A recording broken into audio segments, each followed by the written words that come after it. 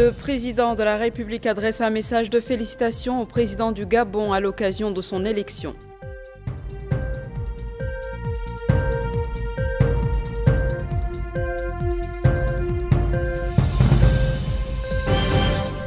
Lancement des travaux de la 4e édition du Salon de l'emploi et de la formation professionnelle sous le thème « Employabilité des jeunes, défis et perspectives ».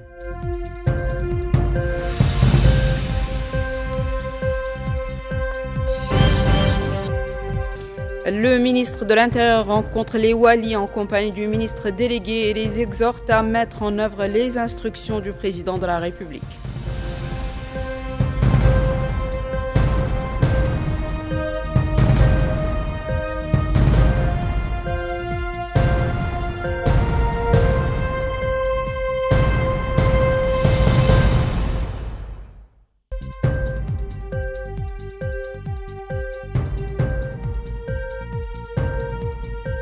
Bonsoir mesdames, mesdemoiselles et messieurs et merci de vous joindre à nous. Son Excellence le Président de la République, M. Mohamed El-Cheikh Ghazouani, a adressé un message de félicitations à Son Excellence le Président du Gabon, M. Brice Oligui Nguema, à l'occasion de son élection pour assumer les hautes responsabilités du Président de la République.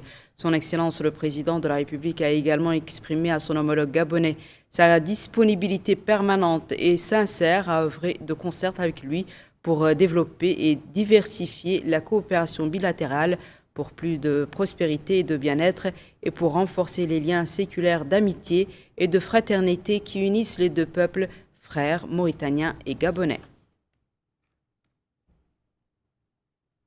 Le Centre international de conférences de Nouakchott abrite depuis ce matin, et cela pour 2 jours, la 4e édition du Salon de l'emploi et de la formation professionnelle, tenu sous le patronage de son Excellence, Monsieur le Président de la République, M. Mohamed El-Cheikh Ghazouani, sous le thème « Employabilité des jeunes, défis et perspectives ».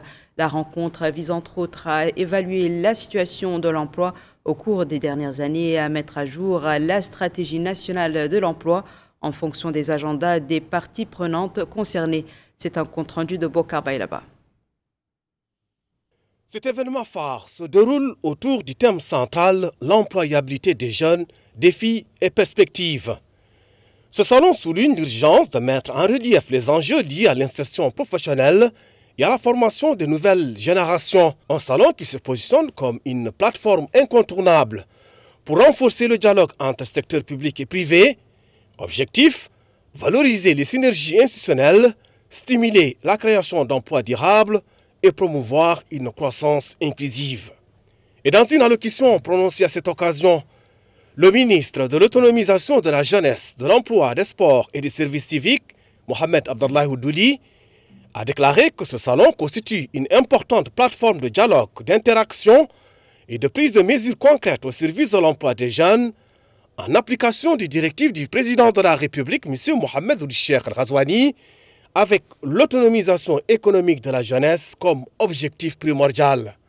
Il a ajouté que le thème de cette édition, Emploi des jeunes, défis et perspectives, met en lumière une question centrale et des efforts pratiques et tangibles, alors que l'emploi des jeunes est confronté à de réels défis qui nécessitent une action collective. Il a passé en revue la stratégie de l'emploi qui repose sur 3 axes principaux. Adoption de plusieurs politiques actives de l'emploi ayant un impact réel et tangible, soutien aux petites et moyennes entreprises et élaboration de stratégies efficaces d'intégration au marché du travail. Il a déclaré que compte tenu des changements rapides dans la nature du marché du travail, le ministère a lancé des politiques d'emploi actives basées sur 3 piliers. La création d'opportunités d'emploi dans des secteurs prometteurs, le financement du travail indépendant dans les chaînes de valeur et le développement de programmes de travail indépendants avec un soutien initial. Autre allocution, c'est celle prononcée par le ministre de la formation professionnelle, de l'artisanat et des métiers, Mohamed Mel Eyi, qui a déclaré que l'organisation de la 4e édition du Salon de l'emploi et de la formation professionnelle incarne le partenariat profond entre les secteurs ministériels chargés de l'emploi et de la formation et le secteur privé national dans toutes ses composantes.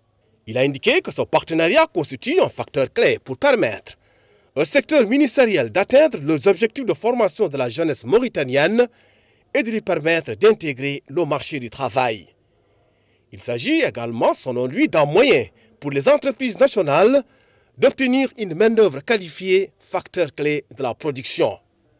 À son tour, le président de l'Union nationale du patronat mauritanien, Mohamed Zine Abidine Cheikh Ahmed, a indiqué que ce salon vise à renforcer les opportunités d'emploi et de formation professionnelle et consolider les partenariats entre les secteurs privés et les institutions gouvernementales pour développer l'économie nationale. Et il a précisé que le secteur privé est un pilier fondamental pour parvenir au développement durable. De son côté, le président de la Fédération des services relevant de l'Union nationale du patronat mauritanien, Mohamed Roualid, a indiqué que la seule façon de gagner la bataille du développement et surmonter les défis commence par l'élaboration d'une feuille de route claire pour la formation, l'emploi et l'intégration des jeunes dans la vie active. Et il a indiqué que le gouvernement a adopté des politiques efficaces dans le domaine de l'emploi et des projets de restructuration pour assurer leur cohérence et leur intégration. Au terme des allocutions, la délégation s'est informée de l'exposition qui comporte des pavillons où les entreprises et les institutions présentent leurs initiatives et leurs programmes de formation. Le salon durera 2 jours et sera axé sur des séances de rencontres réunissant experts, décideurs, entrepreneurs, jeunes et représentants de la société civile pour discuter des questions de formation, d'innovation et d'insertion professionnelle. Nous restons sur cette 4e édition du Salon de l'emploi et de la formation professionnelle pour découvrir les stands d'exposition organisés à cette occasion par nombre de sociétés et d'entreprises où celles présentent leurs services et activités invitant les jeunes à saisir les opportunités d'emploi qu'elles offrent conformément à la stratégie du gouvernement de lutte contre le chômage des jeunes. Yedali Fall. Elles sont venues en nombre, les sociétés et institutions qui se sont donné rendez-vous ici pour faire connaître et exposer leurs services. Une belle occasion pour notre jeunesse de connaître les opportunités d'emploi qu'elles offrent. Taziest Kinros, par la voix de ce cadre, explique l'importance du rôle qu'elle joue dans l'emploi. Elle emploie plus de 4700 Mauritaniens, dont 13% de femmes et 75% de jeunes. La Société nationale industrielle minière SNIM également n'est pas en reste. Elle offrira les années prochaines des milliers d'emplois selon ce cadre qui lance un appel à la jeunesse de s'approcher de cette société afin de mieux la connaître et voir les opportunités d'emploi qu'elle offrira dans l'avenir. Les institutions et sociétés du pays qui participent à cette rencontre en profitent pour se faire connaître au public et faire connaître les opportunités d'emploi qu'elles offrent. L'unique université libre qui participe à ce salon explique l'importance de telles rencontres pour ses étudiants. Des dizaines de jeunes se sont donné rendez-vous au premier jour afin de voir les opportunités qu'elles pourront saisir après des années passées en classe.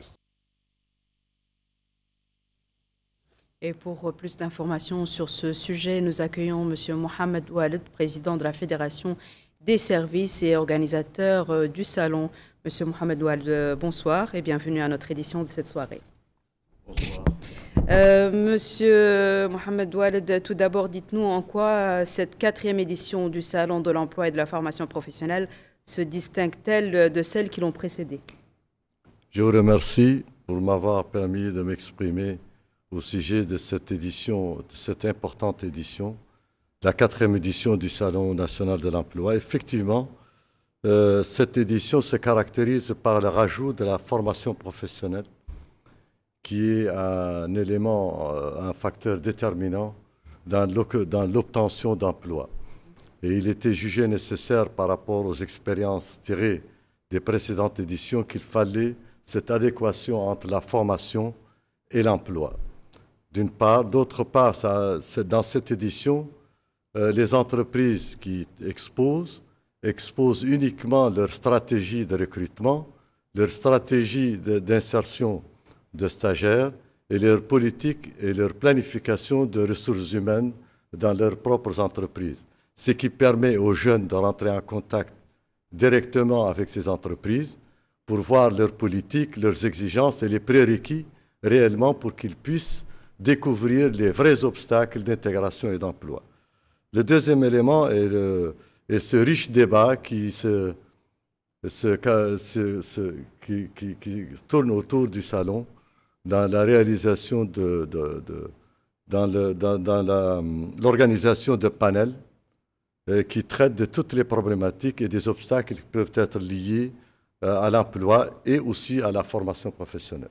L'édition de cette année du Salon est consacrée à l'emploi des jeunes, à ses défis et perspectives. Quel effort concret le Salon propose-t-il pour contribuer à réduire le chômage chez les jeunes?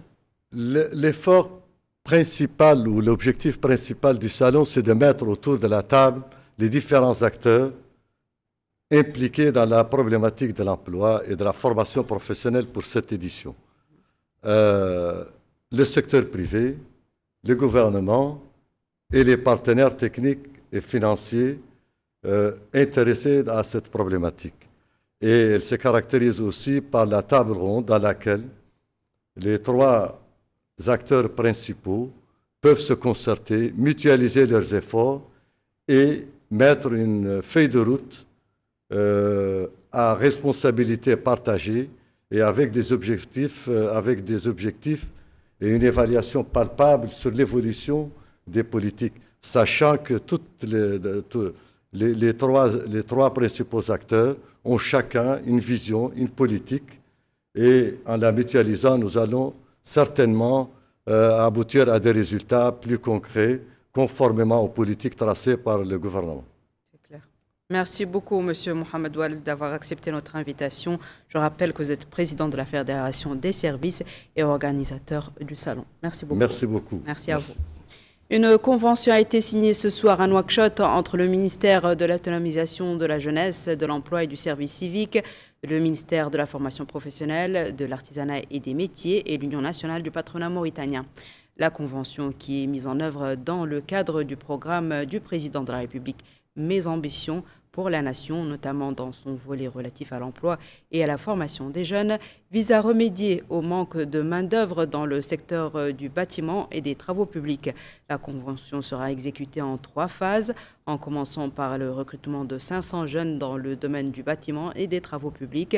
La deuxième phase verra le recrutement de 1000 jeunes sur une période maximale de 6 mois, avant de se conclure par le recrutement de 2000 jeunes, incluant la formation et l'apprentissage, sur une période de 6 mois susceptible d'être augmentée en fonction des besoins. La cérémonie de signature de cette convention a été présidée par le ministre de l'autonomisation de la jeunesse, de l'emploi et du service civique, le ministre de la formation professionnelle, de l'artisanat et des métiers et le président de l'Union nationale du patronat mauritanien.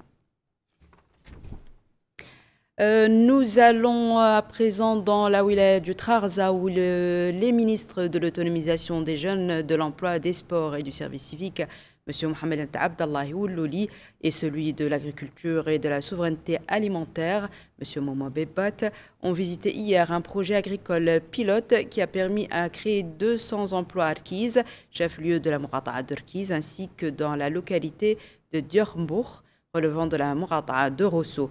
C'est un compte-rendu d'Amina Takan. Les ministres de l'autonomisation des jeunes, de l'emploi, des sports et du service civil, de l'agriculture et de la souveraineté alimentaire ont effectué une visite au niveau du projet agricole pilote qui a permis la création de 200 emplois à Arkiz, chef-lieu de la Mourata'a d'Arkiz et relevant de la localité de Djokombok dans la Mourata'a de Rosso. Le financement du projet, qui exploitera une superficie totale de 6012 hectares pour la riziculture, profitera à 100 jeunes entrepreneurs diplômés, dont 81 au niveau du bloc Arkiz et 21 dans celui de Djokombok. À l'issue de la visite, le ministre de l'autonomisation de la jeunesse, Mohamed Abdallahi Oulouli, a indiqué que la réalisation de ce projet vient en application aux instructions du président de la République et a permis de s'informer sur ce projet dont 99,7% de la superficie initiale ont été cultivées par les jeunes entrepreneurs agricoles. Il a exhorté les jeunes entrepreneurs à poursuivre les efforts pour assurer le succès de ce projet qui peut servir de modèle dans d'autres wilayas du pays. Le ministre de l'Agriculture et de la Souveraineté alimentaire, Momaoul Bobota, a assuré que l'action de son département et de la SONADER vise l'aménagement de 3000 hectares pour insérer les jeunes afin de contribuer à la lutte contre le chômage et d'atteindre l'autosuffisance alimentaire. Il a dans ce sens indiqué que la campagne agricole d'été en cours a atteint jusqu'à présent 48 000 hectares, faisant remarquer que c'est la première fois qu'une telle superficie est cultivée. Le ministre a souhaité voir cette campagne donner d'excellents résultats.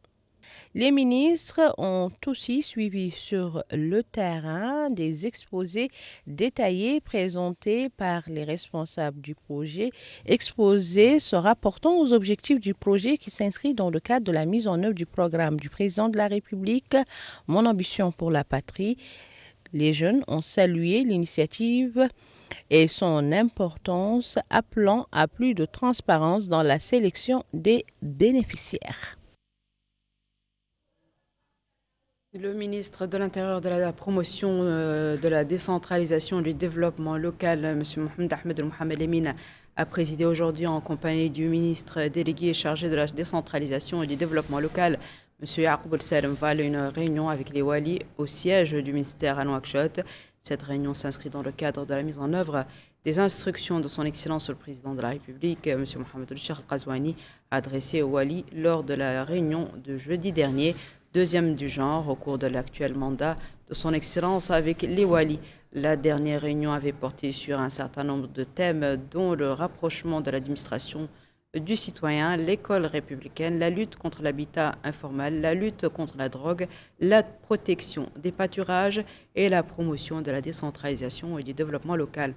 Au cours de la réunion d'aujourd'hui, le ministre de l'Intérieur de la promotion de la décentralisation et du développement local a présenté les points à l'ordre du jour de la rencontre, notamment le rapprochement de l'administration du citoyen, la décentralisation et le développement local, les questions de sécurité, l'immigration clandestine et les réfugiés, les questions de l'administration régionale, l'état civil et la lutte contre les stupéfiants.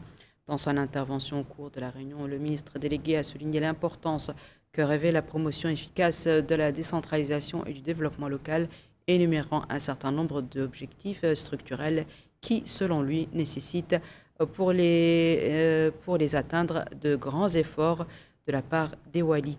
Les interventions des Walis ont porté sur les problèmes posés dans leur circonscription, soulevant des questions sur la manière la plus appropriée de les résoudre. Le ministre de l'Intérieur a insisté sur la nécessité d'œuvrer pour surmonter les obstacles rencontrés et accompagner l'administration locale pour servir la sécurité, la stabilité et le développement du pays. La réunion s'est déroulée en présence du secrétaire général du ministère, M. Abdelrahman Ould Hassan, du directeur du cabinet du ministre délégué, M. Hamza Al-Amar, des responsables des services de sécurité, de l'administrateur directeur général de l'Agence nationale du registre de la population des titres sécurisés, M. Sidi Al-Nava, ainsi que d'un certain nombre d'employés du ministère. Nous ouvrons une page santé pour évoquer la signature ce matin dans les locaux du ministère de la Santé à Nouakchott de la charte de la santé 2025-2027. Cette charte établit un cadre unifié par la planification, la mise en œuvre et l'évaluation des interventions de santé au cours de la période précitée avec des ressources orientées en fonction des priorités nationales en matière de santé. Retour à Minataka. Signature de la charte de la santé à l'horizon 2025-2024 par le ministre de la Santé accompagné du ministre délégué chargé du budget mais également de la représentante résidente de l'Organisation mondiale de la santé dans notre pays. L'objectif de ce document est de renforcer la coordination de la mobilisation et de la distribution des ressources en fonction des priorités nationales pour définir les engagements du gouvernement et de ses partenaires techniques et financiers. Le ministre de la Santé, Abdallahi Sid Ahmed Oulouidi, a indiqué que cette charte vient comme un outil pour traduire les efforts déployés par le gouvernement pour mettre en œuvre le programme de la santé qui est un pilier essentiel pour réaliser la justice sociale et la vie décente dans le pays. Il a indiqué que la charte repose sur 4 piliers du plan national, à savoir l'accélération de la réduction de la mortalité maternelle et infantile, la lutte contre les maladies, le renforcement de la sécurité sanitaire et la réponse aux urgences pour améliorer la gouvernance de la couverture santé universelle. Le ministre a souligné l'importance de l'engagement à mettre en œuvre les dispositions de la charte pour en assurer le suivi et l'évaluation régulière, saluant les efforts de tous les partenaires dans la préparation d'une feuille de route ambitieuse qui renforce l'efficacité et permet d'atteindre les objectifs souhaités. Il a dans ce sens souligné la nécessité d'assurer le suivi et l'évaluation de la charte et de tenir compte de l'engagement consistant en exécutant toutes les dispositions de la présente charte.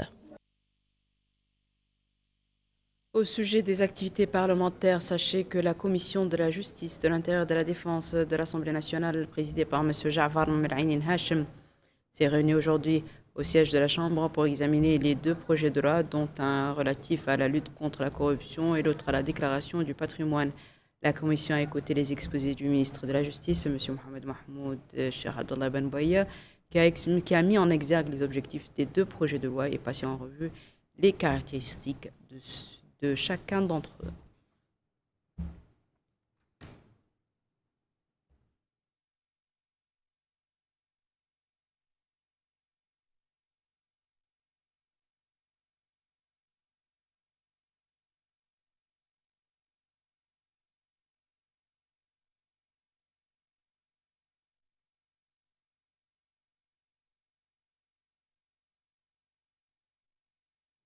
Le Wali Moussaïd de l'Inchiri, M. Cheikh Lubou, a présidé ce matin une réunion comprenant une délégation du Haut Conseil de l'éducation, des responsables du secteur éducatif dans la wilaya et des représentants de la Fédération des parents d'élèves.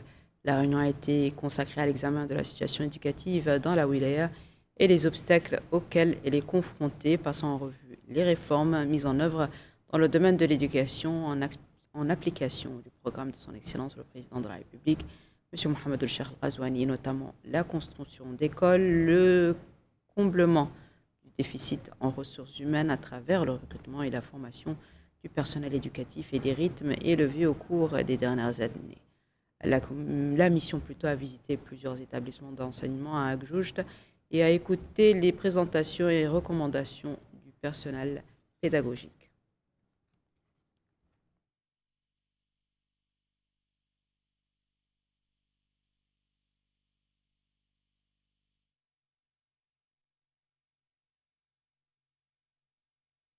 Moussa Batili, conseiller du président du Haut Conseil de l'Éducation, a fait la déclaration suivante. L'objet de la mission est d'élaborer annuellement un rapport destiné au président de la République sur l'état du système éducatif dans chaque wilaya. Donc chaque année, nous faisons ces missions. Actuellement, j'ai des collègues qui couvrent toutes les autres wilayas. Moi, je vais couvrir les wilayas du Nord. Après, ici, je vais aller à Nadrar et après, au Trizomour. Notre travail, c'est de faire un état. Donc, c'est de dire à tel instant, voilà la situation, voilà comment les acteurs appréhendent cette situation et voilà les principales recommandations que nous formulons. Le Haut Conseil est un observatoire du système éducatif dans son ensemble. Comme vous le savez, nous avons une nouvelle réforme qui est ambitieuse, traduite par une loi, la 2022-023, qui met en place une réforme vraiment exhaustive du système éducatif et de formation. À la base, on a une école républicaine, c'est la base. Il faudrait effectivement réussir les apprentissages des enfants, puis progressivement, ils montent dans la chaîne de formation pour sortir sur la vie courante et pratique. Par un détour à Kifa où le Wali Moussaïd de la Saba, M. Mohamed Fadel Touré, a supervisé ce matin le lancement d'un atelier régional autour du plan d'action du Fonds des Nations Unies pour l'enfance, UNICEF et de ses partenaires pour l'année 2025 au niveau des wilayas de la Saba et du Guidimaka. Ce programme vise à renforcer la résilience des communautés locales en mettant entre leurs mains des plans de développement clairs qui leur permettent de résister aux défis imposés par le changement climatique en Mauritanie. Pokabailapa. Le plan d'action de l'UNICEF, Fonds des Nations Unies pour l'enfance et de ses partenaires pour l'année 2025 au niveau des wilayas de Guidimaka et de la Saba s'inscrit dans la ligne de la stratégie nationale de croissance accélérée et de la prospérité partagée visant à développer le capital humain, fer de lance du développement économique et social du pays. Ce programme conjoint, fruit de la collaboration fructueuse entre les pouvoirs publics, l'UNICEF et le PAM, aligné sur la stratégie nationale de croissance accélérée et de prospérité partagée, correspond à la vision stratégique de son Excellence, Monsieur le Président de la République, Mohamed El-Cheikh Ghazouani, et de son gouvernement sous la direction du Premier ministre Mokhtar Ould Ndiaye, pour lesquels le processus de développement économique et social du pays repose en priorité sur la croissance du capital humain et le bien-être social. À cet effet, la mise en œuvre des politiques publiques de développement place le citoyen au cœur de l'action publique à travers une planification opérationnelle et inclusive. Le président de la région de la Saba, Mohamed Mahmoud El-Habib, a souligné l'importance de ce programme qui cible les femmes, les jeunes et les enfants à travers l'organisation d'une série d'interventions dans 3 muqatas de la wilaya. Le programme a pour objectif principal de renforcer la résilience des communautés locales. Au nom de la commune de Kifa, je vous exprime ici notre entière disponibilité pour une meilleure collaboration afin d'atteindre des objectifs visés, et ce pour le bien-être de nos populations. Conformément au programme de son Excellence, le Président de la République, M. Mohamed El-Ghazouani, appliqué et exécuté par le gouvernement du Premier ministre dirigé par M. Mokhtar Ould Ndiaye. Je souhaite à vos travaux plein succès. Le représentant de l'UNICEF, Kébir Allawi, a souligné que le programme fournit aux citoyens locaux de la wilaya des ressources matérielles et humaines qui seront mises en œuvre pour renforcer leur résilience face aux défis auxquels ils sont confrontés. Le PAM, Programme alimentaire mondial, réitère son soutien à la Mauritanie dans le renforcement de la résilience des familles et des communautés vulnérables. Les pays du Sahel, notamment la Mauritanie, sont particulièrement affectés par les impacts négatifs du changement climatique, les sécheresses cycliques récurrentes, les problèmes avec les terres, enchaînant ainsi des répercussions négatives sur la sécurité alimentaire et nutritionnelle des communautés vulnérables dans plusieurs communautés et communes de la wilaya. Depuis 2018, la mise en œuvre du paquet intégré pour la résilience appuie les autorités mauritaniennes et les communautés de la Saba qui agissent à la fois sur la création d'actifs productifs, la prévention et le traitement de la malnutrition, l'accès à l'eau, à l'éducation et à la protection et surtout au marché. Pour rappel, ce programme conjoint a été élaboré en partenariat avec l'UNICEF, Fonds des Nations Unies pour l'enfance, et le PAM, Programme alimentaire mondial. Il couvre la période 2024-2028. Voici à présent, mesdames et messieurs, le rappel des titres. Le président de la République adresse un message de félicitations au président du Gabon à l'occasion de son élection.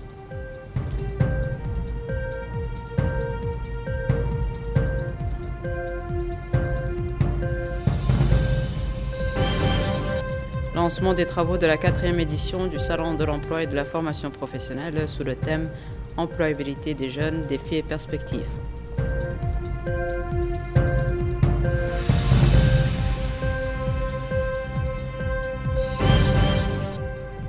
Le ministre de l'Intérieur rencontre les Waliens en compagnie du ministre délégué et les exhorte à mettre en œuvre les instructions du président de la République.